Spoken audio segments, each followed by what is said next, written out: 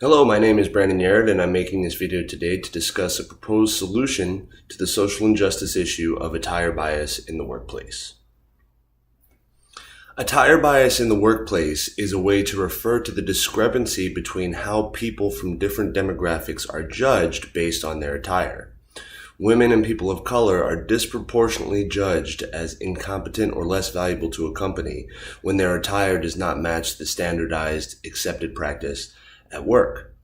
My research in this area has led me to believe that role adoption, identification, and communication, as well as vicarious learning, really plays into why this bias exists.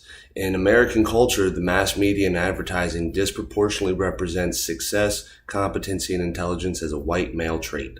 And the truth is, clearly, that is inaccurate and disproportionately representative of our population.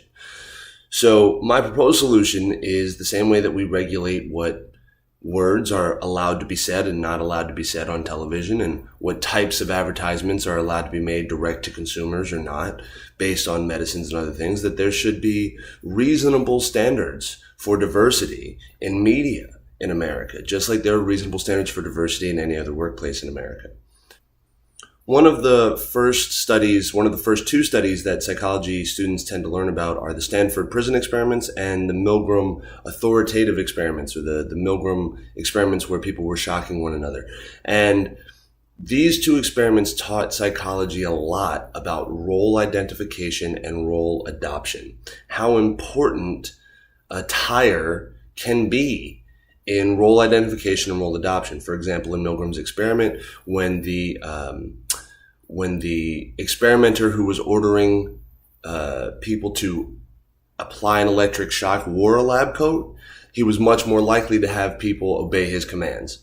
And again, with the Stanford prison experiment, whether wearing prisoners' clothing or wearing guard clothing significantly affected the behavior and the role adoption of the participants in that study.